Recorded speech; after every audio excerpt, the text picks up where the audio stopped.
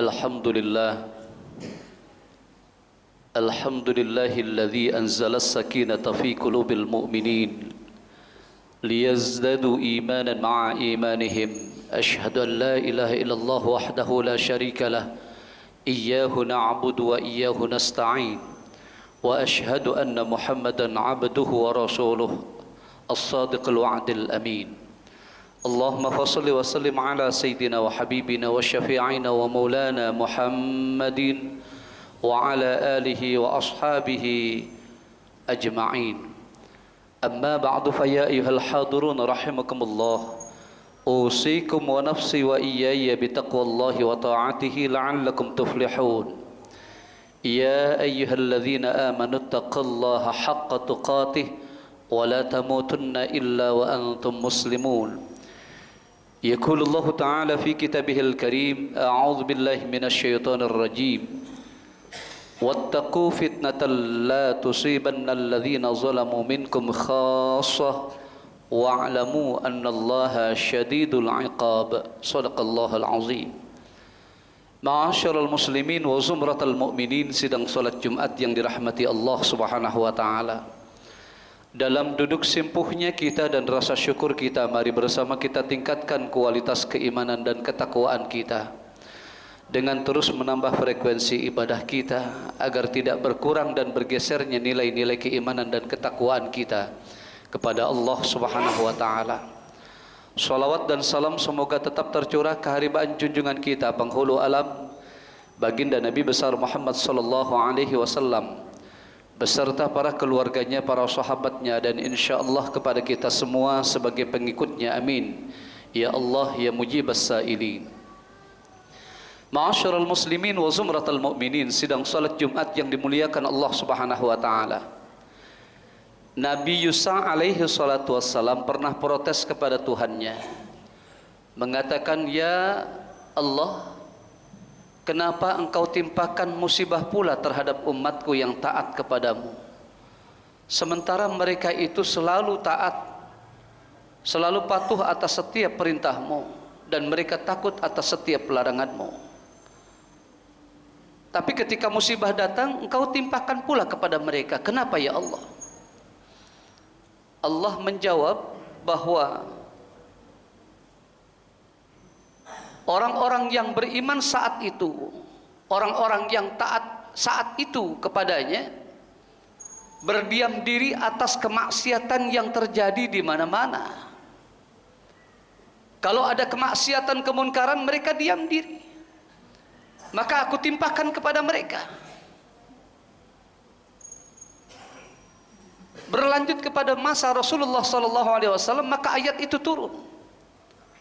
Wattaqu fitnatan la tusibanna alladhina zalamu minkum khassah wa'lamu annallaha syadidul 'iqab.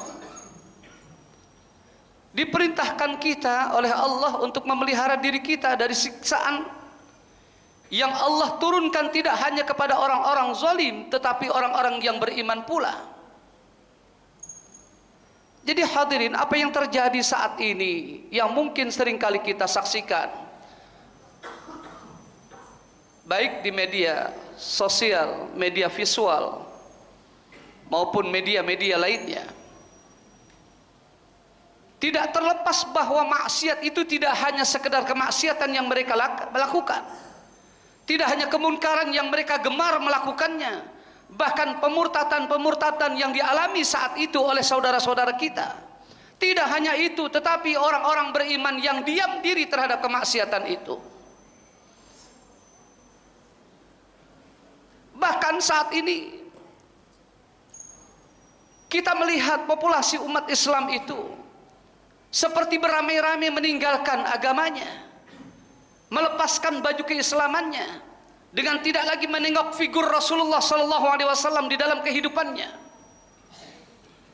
Miris kita saudara, remaja kita tidak mengenal siapa keluarga Rasulullah SAW, sehingga tidak pernah mendapatkan hikmah, ilmu yang bermanfaat dari sejarah-sejarah itu semua.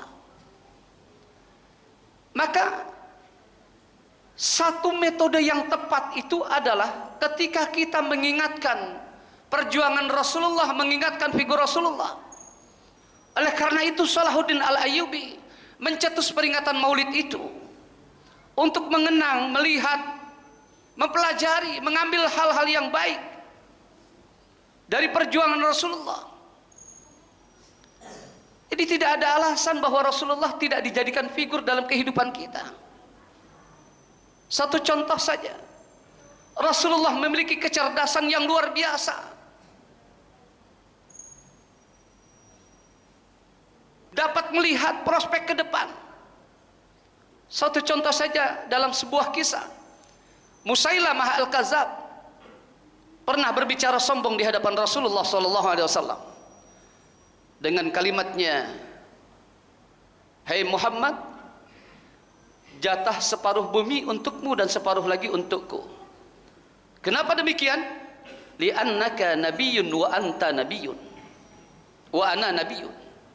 Sesungguhnya engkau nabi, aku pun nabi. Saat itu Rasulullah berdiam diri dan tersenyum sambil meninggalkan Musailamah Al-Kadzab. Kalau mungkin ada kita saat itu, kita bertanya kepada baginda Rasul, "Ya Rasul, kenapa diam saja? Kita sudah mengenal siapa Musailamah Al-Kadzab, seorang pendusta besar." Rasulullah tetap tersenyum dia. Kenapa? Andainya Rasulullah mau berbuat, dia tinggal berbicara, "Gum ya Ali, gum ya Umar, bangun wahai Ali, bangun wahai Umar," selesai sudah, bunuh dia, selesai. Tapi tidak seperti itu. Kalau itu dilakukan oleh baginda Rasulullah SAW, maka di zaman ini, di saat ini, orang-orang kafir, orang-orang Yahudi itu akan bertepuk tangan sambil mengatakan, "Lihat, nabimu Muhammad hanya sekedar karena ada saingannya, takut dia untuk tersaingi, maka dibunuhnya Musailamah Al-Kadzab itu yang benar-benar mendapatkan wahyu dari Allah." Orang Yahudi dan Nasrani bisa bicara begitu. Rasulullah memiliki pandangan perspektif yang tinggi, yang luar biasa. Jadi tidak dilakukan itu karena dia tahu akibatnya nanti ke depan, di saat beliau sudah tidak ada. Itu yang pertama. Yang kedua, dasar dan landasan kita menjadikan Rasulullah sebagai figur adalah Rasulullah tidak pernah bisa dicari kecacatannya, siapapun. Sang ahli, ilmuwan, cendekiawan, muhakkikin tidak bisa mencari cacatnya Rasulullah. Jangankan sahabat-sahabat Rasulullah, musuh Rasulullah pun tidak akan bisa mencari cacatnya Rasulullah. Salah satu contohnya adalah Abu Jahal. Abu Jahal yang dikenal di lingkungannya adalah Abul Hakam, artinya bapak kebijaksanaan. Pada saat mau perang Badar, ditanya oleh sahabatnya Abu Jahal, "Ya Abul Hakam, min antakula fi Muhammadin an-nabiyyu huwa am kazzab." Wahai Abul Hakam, kata sahabatnya, "Aku ingin bertanya, bagaimana pandanganmu terhadap Muhammad? Apakah Muhammad itu seorang pendusta atau seorang nabi? Sebaliknya, ataukah Muhammad itu seorang nabi atau seorang pendusta?" Spontanitas Abu Jahal menjawab, "Mah min antakula fi Muhammadin kadzab." Kalau bahasa Arab yang lain dikatakan, "Uskut la tatakallam," diam kau, jangan bicara. Jangan sekali-kali engkau berbicara bahwa Muhammad itu adalah seorang pendusta. Saudara sidang sholat Jumat yang dimuliakan Allah, Abu Jahal, orang yang sangat benci kepada Rasulullah, yang kebenciannya dari ujung kaki sampai ujung rambut, tidak bisa menyatakan kekurangan kecacatan Rasulullah. Bahkan di saat sahabatnya menanyakan, apakah Muhammad itu seorang pendusta atau seorang nabi, marah besar Abu Jahal, "Tutup mulutmu. Jangan sekali-kali kau mengatakan bahwa Muhammad itu adalah seorang pendusta." Nggak bisa, saudara. Apalagi sahabatnya. Kalau sahabat memuji sahabat itu sesuatu yang wajar, tapi ini musuh memuji lawannya, luar biasa, saudara. Yang terakhir, dasarnya dan landasan kita. Kenapa kita menjadikan Rasulullah sebagai figurnya? Rasulullah punya akhlak yang sangat mulia. Pantas Siti Aisyah mengatakan ketika ditanya, kana khuluquhul Quran. Jawabannya begitu, bahwa Rasulullah memiliki akhlak yaitu Al-Quran. Seperti apa? Seperti yang dahsyat terjadi di saat Abdullah bin Ubay bin Salul. Lalu Rasulullah baru saja tiba beserta sahabat-sahabatnya hijrah dari Mekah ke Madinatul Munawwarah. Sampai di sana, saat sahabat-sahabat Rasulullah, bahkan kaum-kaum muhajirin, kaum ansar, sedang bahagianya, sedang cinta-cintanya kepada baginda Rasulullah, Abdullah bin Ubay bin Salul membisikkan kepada sahabat-sahabat yang lain dengan kalimat yang begitu keji, luar biasa. Apakah Rasulullah tidak tahu? Tahu saat itu. Bahkan Rasulullah sempat mengepalkan tangannya saking geramnya dengan kalimat ini yang luar biasa. Apa kalimat yang disampaikan? Dia bicara kepada sahabatnya, "Sammin kalbak yakulak." Sammin kalbak yakulak. Besarkan anjingmu itu, nanti anjingmu yang akan menggigitmu. Apa maksudnya? Dalam satu terjemahan bahasa, silakan kau ikut berperang kepada Muhammad. Nanti ketika engkau mati dalam medan peperangan, maka janda-jandanya akan dinikahi oleh Muhammad.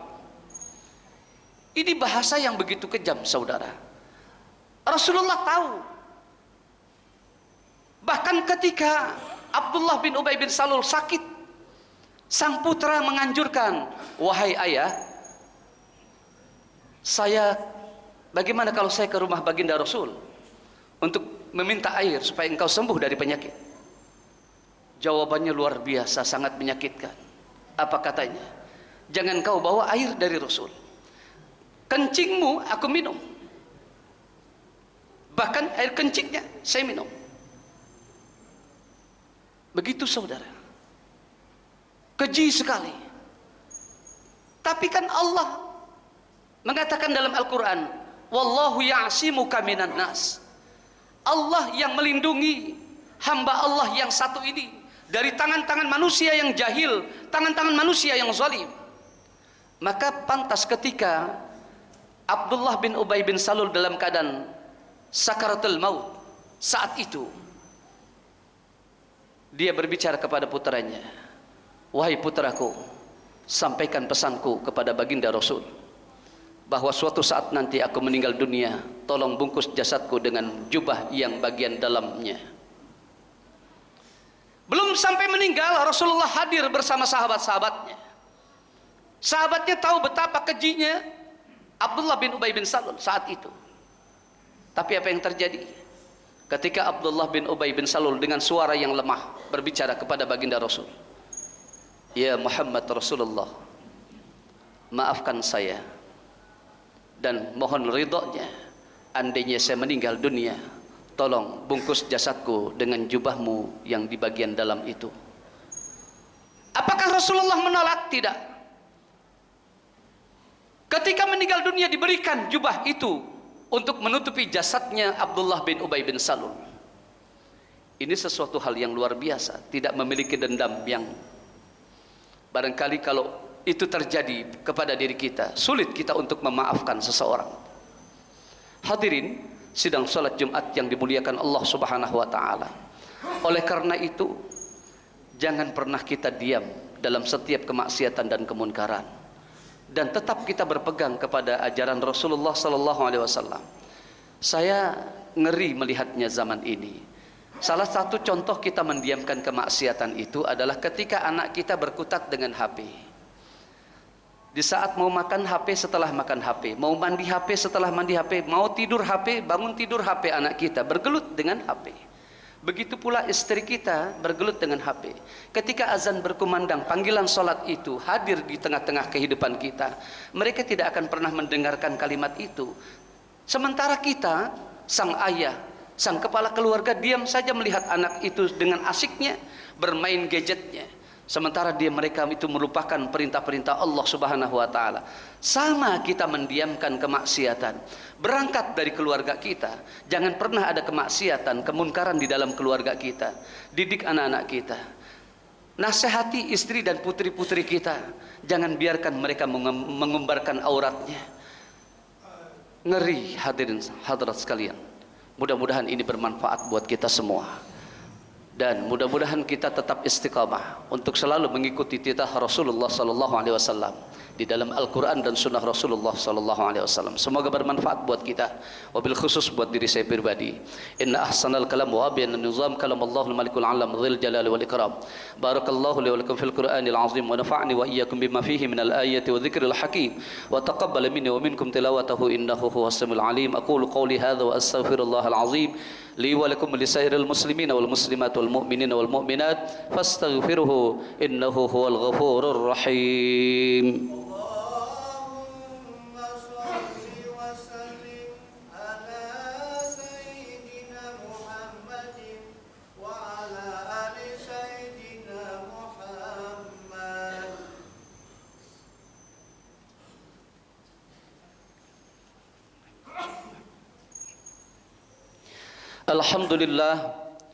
Alhamdulillah hamdan katsiran kama amara. Ashhadu an la ilaha illallah wahdahu la syarika lah irghaman liman jahada bihi wa kafara. Wa ashhadu anna Muhammadan abduhu wa rasuluhu sayyidul khalaiqi wal bashar. Allahumma fashalli wa sallim ala sayyidina wa habibina wa syafi'ina wa maulana Muhammadin وعلى آله وأصحابه من مصابيح الغرر. أما بعد فيا أيها الحاضرون رحمكم الله اتقوا الله من سماع الفضول الخبر وانتهوا عما نهاكم عنه وزجر واعلموا أن الله تعالى أمركم بأمر بدا فيه بنفسه وثنى بملائكته المسبحة بقدسه وثلث بكم أيها المؤمنون من برية جنه وإنسه فقال تعالى مخبرا وآمرا إن الله وملائكته يصلون على النبي يا أيها الذين آمنوا صلوا عليه وسلموا تسليما.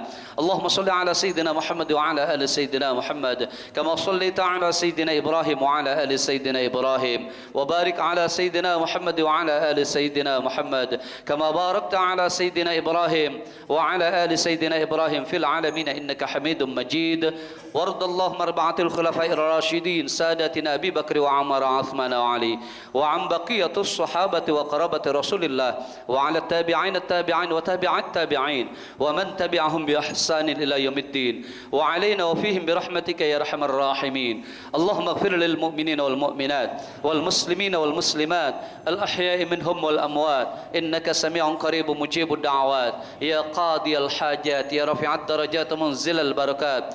اللهم إنا نعوذ بك من جهد البلاء ودرك الشقاء وسوء القضاء وشماتة الأعداء محاول الحول والأحوال حول حالنا إلى أحسن الحال. اللهم ادفع عنا الغلاء والبلاء والوباء والطاعون والفحشاء والمنكر والسيوف المختلفة والشدائد والمحان ما ظهر منها وما بطن من بلدنا هذا إندونيسيا خاصة ومن بلدان المسلمين عامة. اللهم اغفر لنا ذنوبنا ولوالدينا وارحمهم كما ربونا صغارا ولجميع المسلمين والمسلمات والمؤمنين والمؤمنات. اللهم اجعلنا وأولادنا وجميع أهلنا من أهل العلم وأهل الخير وأهل العبادة وأهل القرآن ولا تجعلنا وإياهم من أهل الجهل والضير. ربنا آتنا في الدنيا حسنة وفي الآخرة حسنة وقنا عذاب النار. ربنا تقبل منا إنك أنت السميع العليم وتب علينا إنك أنت التواب الرحيم. عباد الله إن الله يأمر بالعدل والإحسان وإيتاء ذي القربى وينهى عن الفحشاء والمنكر والبغي يعظكم لعلكم تذكرون فاذكروا الله يذكركم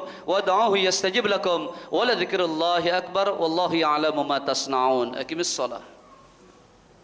الله أكبر.